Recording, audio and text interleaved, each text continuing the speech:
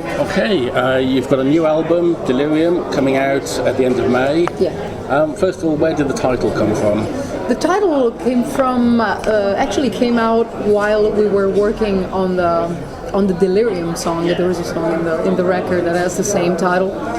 And while we were working on music and lyrics at the same time, this word popped out and came out and opened a lot of doors, and we started to think about a whole universe. We thought about the overall idea, we thought about even what we would have wear. We thought about the location. We imagined this asylum, this fictional asylum based on real abandoned asylum that we visited.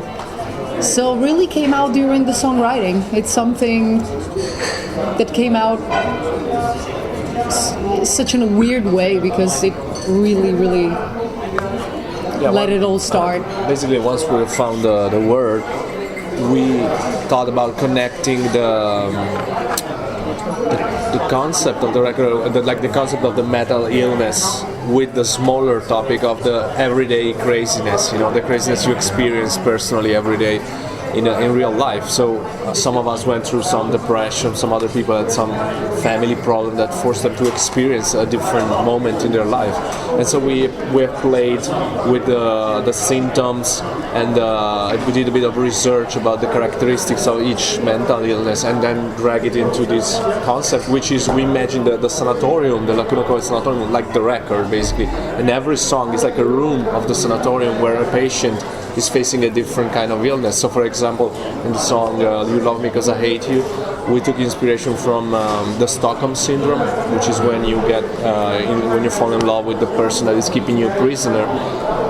But of course we've never been kept prisoner, so the real story is about a love story, a relationship where you're imprisoned in, and even if you know it's very toxic for you, you can't get out of it because you think it's the right thing, so you try everything possible to save it and to make it work, although you know it's not going to happen. So this is the kind of metaphors we've been using once we found the concept, basically. And once you'd found that concept, did you then have to go back and revisit some of the songs you'd already written? Not really, because we were just starting with the lyrics. The music was pretty much done. Usually the way we use to write songs, it's pretty peculiar because we basically work separately at first. Marco lays down the idea for the music, then we get inspired from the music itself and we start to lay down some lyrics that then leads to something else. So the concept came out at the beginning of the songwriting, so that made us complete everything in the most perfect way because we didn't have to go back and change things. We knew where we wanted to go and we knew exactly at every step of the songwriting. That's lucky. I mean, it would be terrible if you halfway through writing the songs and then thought of it. No. I mean, we wouldn't even go back because every time we have a song that we like, we keep it as it is. If there was another completely different idea, we would have probably abandoned the other songs and start again, from fresh.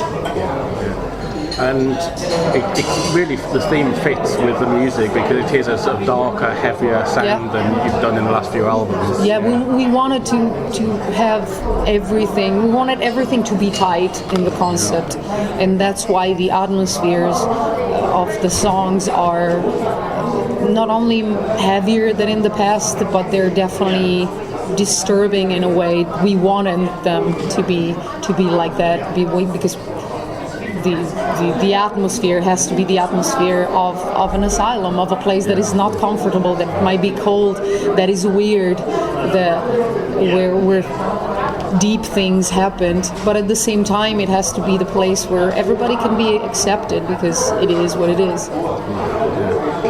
And obviously you said music's written separately, and so that comes first. Yeah. Was it a deliberate thing to say we want to go heavier than before, or was it just something that kind of evolved? We already had the feeling that this would have been a much heavier record, just because you see it when you start to write music, to put down the new compositions.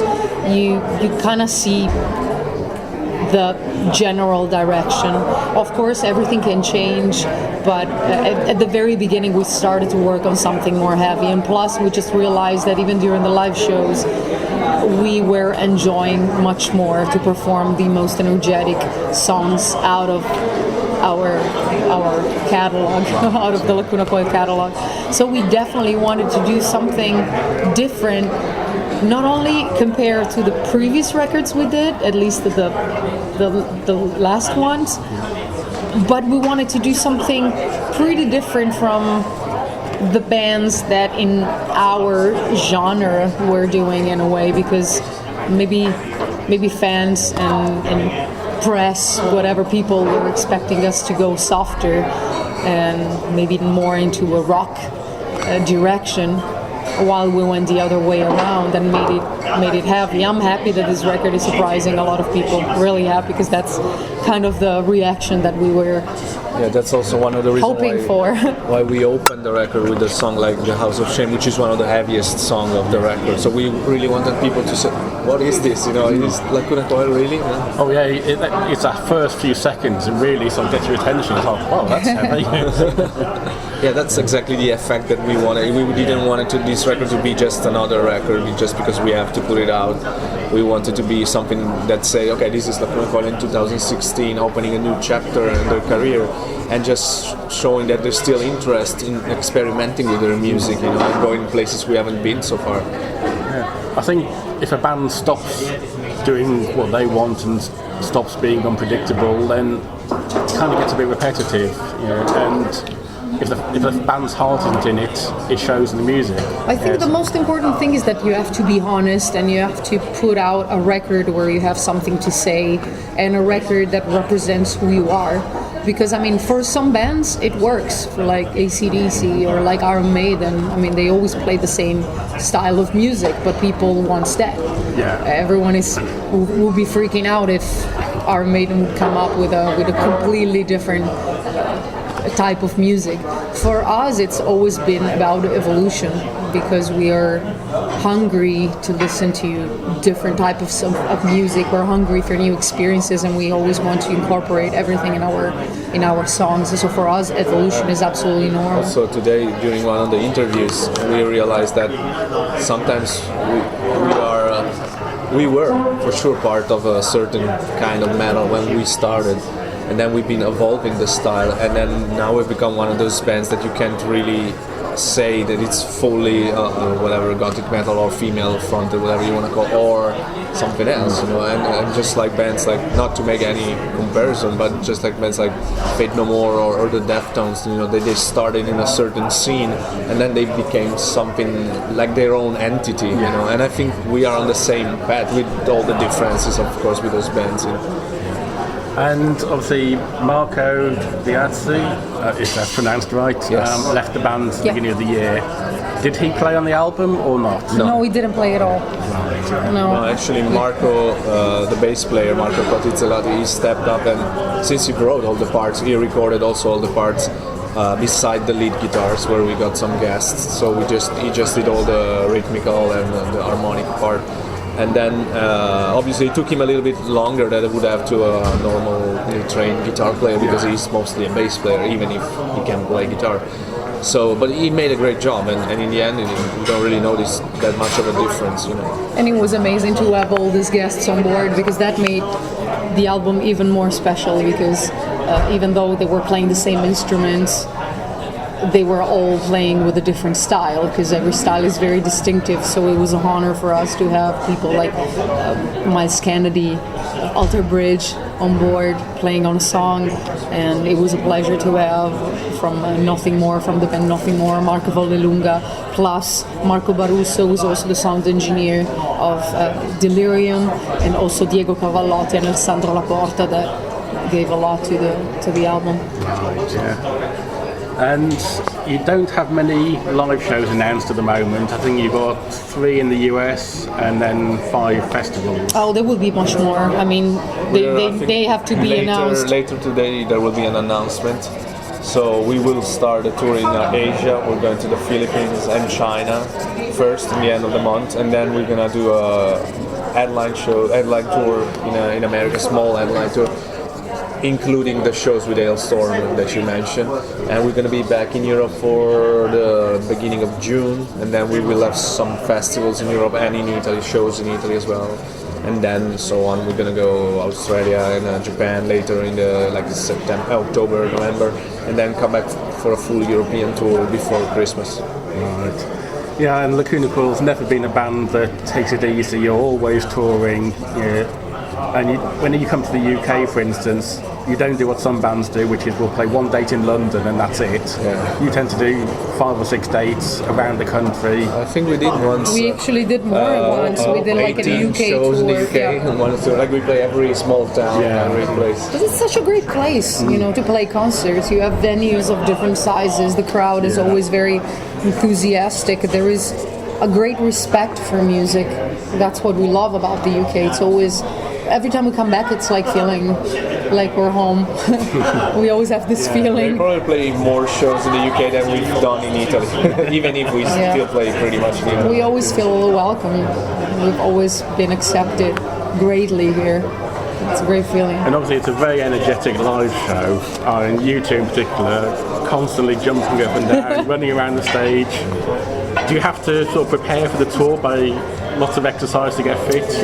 We're trying to, sometimes it's possible, sometimes it's not. But usually while we are on the tour, we start to exercise and try to keep in good shape, because it's really, you really notice the difference, when even if you don't do a lot, but if you can do that minimum, like some push-ups and abs, walk around a little bit, that helps a lot. We were actually pretty lucky, I would say. I mean, everybody's just like, how do you guys keep yourself, healthy? We don't do much. I mean, every time we have the intention, okay, I'm going to subscribe to the gym, I'm going to go to... But we're Italians, we love food, we love to eat. And, I mean, it's not easy to find the time to go to a gym, or, for instance, to wanting to go to the gym. I mean, I'm pretty lazy, particular. But after a few days on tour, you kind of enter tour mode, and it's automatic to get automatically in shape and be able to have more breathe and just walk around. We've always moved a lot. I mean, photographers are probably hating us because we never stay in a place that they're never able to take a good shot live because we're always moving around. Then we prefer that to the bands that stand there like dummies and just don't move a muscle. Yeah. It also depends on the style of music, I think. If you have for example, if you see Catatonia, they don't move a lot. They move a little bit, but not much. But their music is quite different than ours. So it's not required so much to move. But yours is more energetic music. Yeah, I would say so.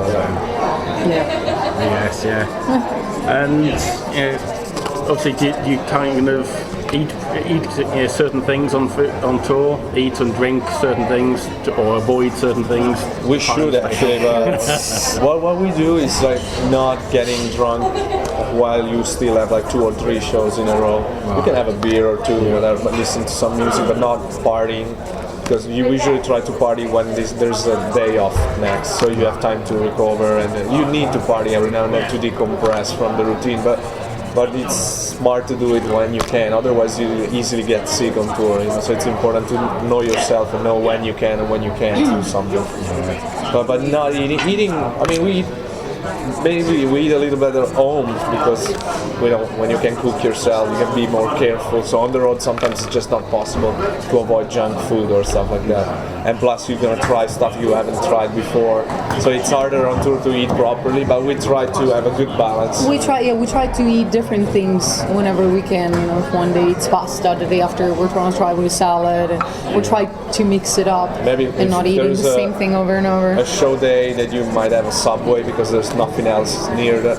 Then maybe the day off we're gonna have a nice steak, a proper meal, sitting down at the restaurant and relax and enjoy what you're eating. We actually have a pasta cooker on board, so we did a lot of like veggie sauces or meat sauces on board that we could eat with pasta. And that's a really good idea, because it means you've always got a backup if you can't find anything open. Yeah, I mean, you can stop at grocery store. There's always a microwave on every bus. Always pretty well stocked, I have to say. Since we're Italian, we stop at night at some supermarket, and we buy stuff that we know is gonna last, and you can hide it in Europe. close it, and then you're gonna find it when you need it. You've never been without food, I think. No, never ever. No, and sort of food, coffee, and Coffee, wine, for and sure. what you associate with Italy. Yeah. Yeah, and coffee, we actually bring our own coffee from Italy when we tour in the States, because we have an electric mocha machine.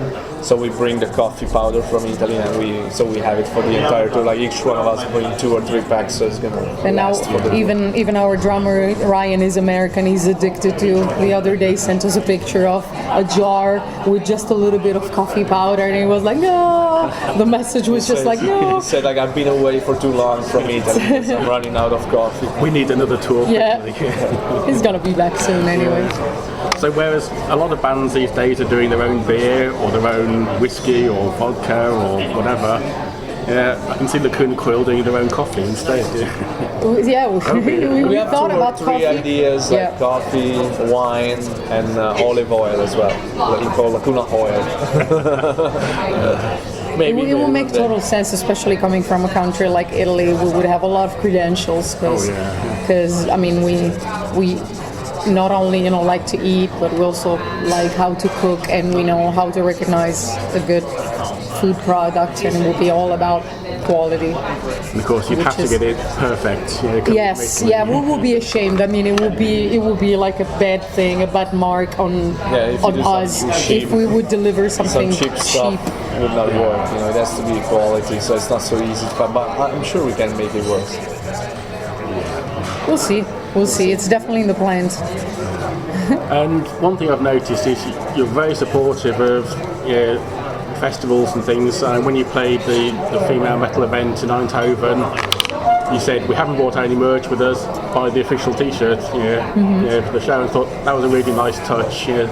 I mean, we're not in the business just to try and grab some money. We are part of a wider, you call it business, but it's also a society in a way. Because metal is such a subculture that is not only about buying a record. It's about the lifestyle you can have with the music and the hanging out, the beers, or the food together. I mean, it's more than just a music style.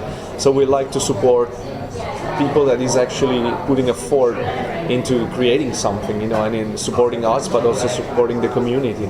And it's important. Everybody should understand that this is not just a place where you can come and grab some money from somebody. This is more. We're talking about people's life. The music for them is and for us, it's such a deeper thing than just something I would listen to every now and then. That there's such an attachment to this kind of music that it's a community for us. That's great. Thank you both very much for your time.